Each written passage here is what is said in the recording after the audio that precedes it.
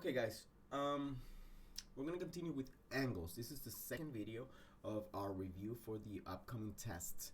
Um, we saw lines, okay, and when we saw lines, we saw a little bit of angles because we talked about right angles, the right angles that are formed by two perpendicular lines. Now, before we go into reviewing everything we learn about angles, I just wanna just for you to simplify your thought, just think of a circle just like the one that you're seeing there. And angles, an angle is just a way to measure the distance of a curve inside an angle. For example, let's say that I have that circle, and let's say that that little dot that I have there is the center of that circle. So I'm going to go ahead and I'm going to draw a line from that circle. Actually, I'm going to draw a ray from that circle to this side. That's a ray.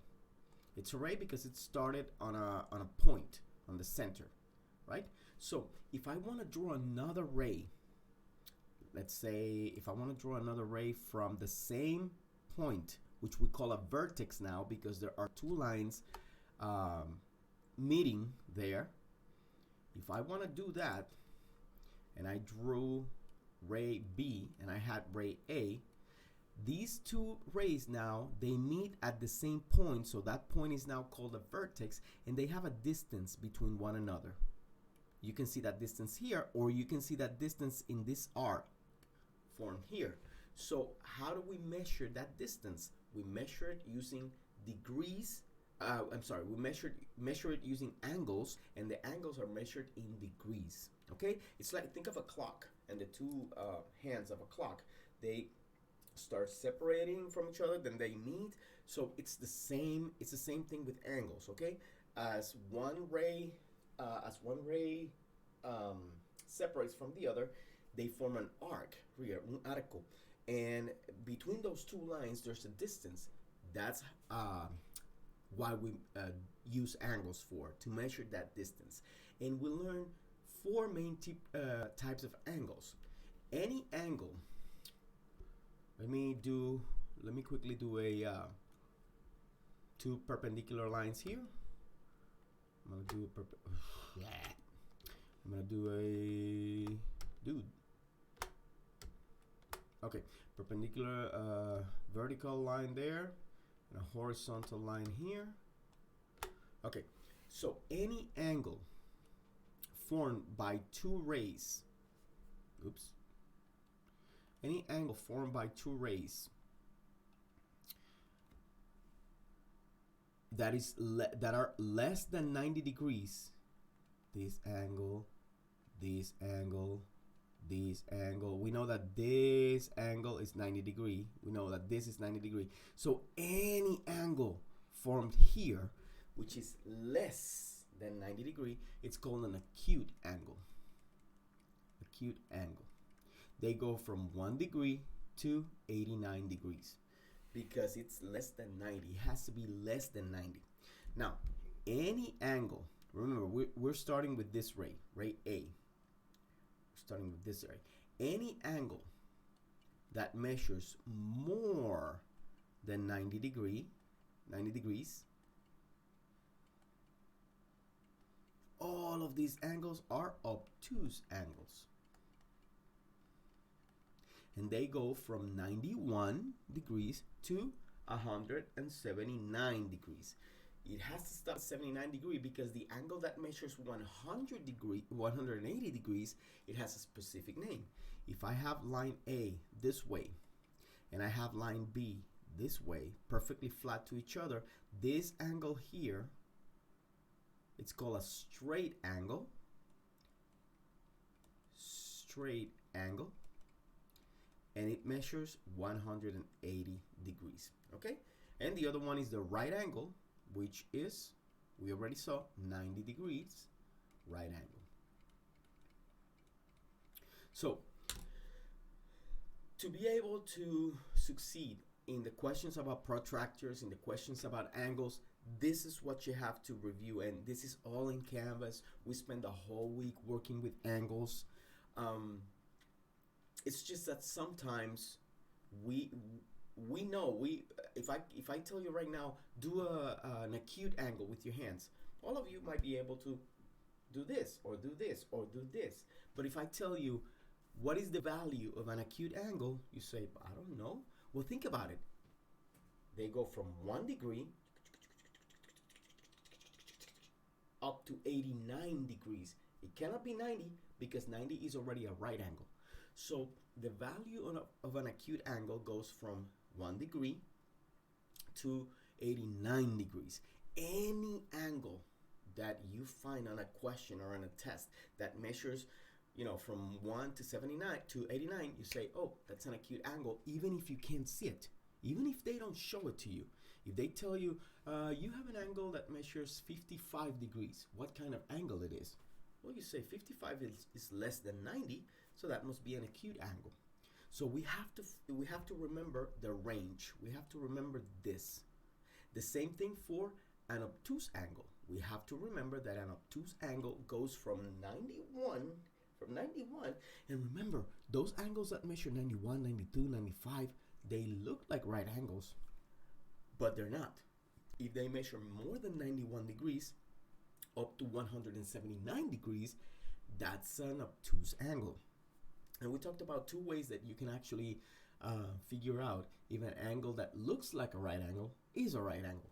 If you have two pencils, you can lay the two pencils on top of the angle and try to figure out if that angle is actually 90 degrees, or you can use the corner of your paper.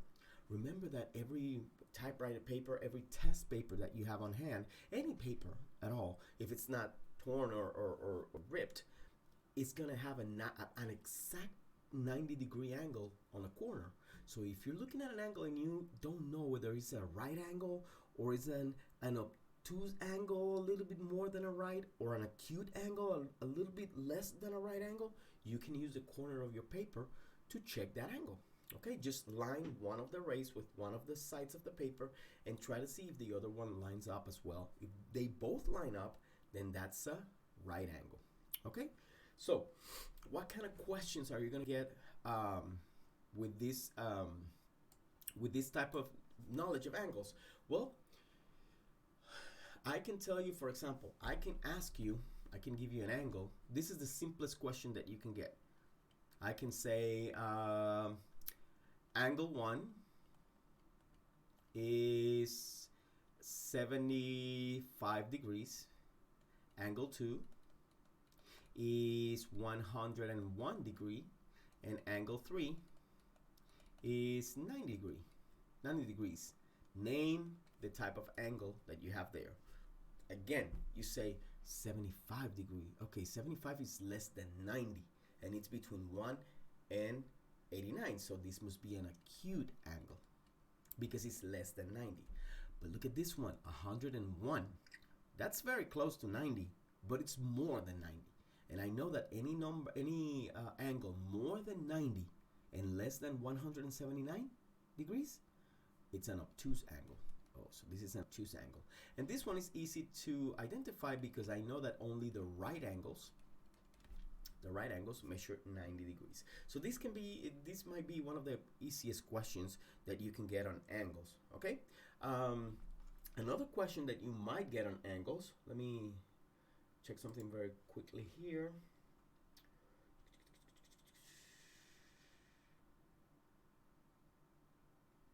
Hold on. Another question that you might get from angles have to do with the triangles, and I'm gonna go over triangles in this video because it's very similar. Okay, we're gonna leave protractors for the third video. So we learned 3 types of triangles. Okay, and they're easy to remember because it's the same type of angles that we have. So we have the acute triangle,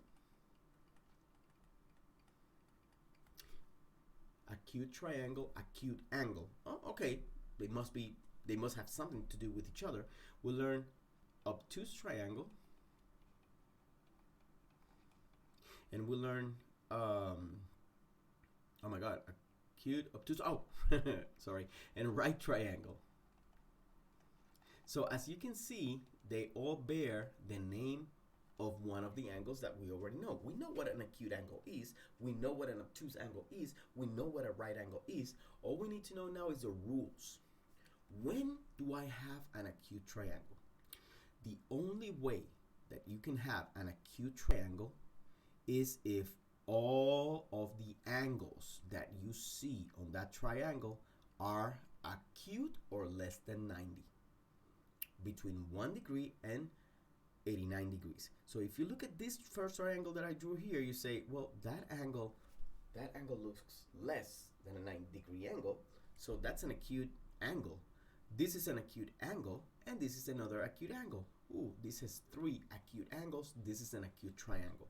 And this one is the same, but it's upside down. This is another acute triangle. And you can have a triangle that is, for example, let me see if I can do one here really quick.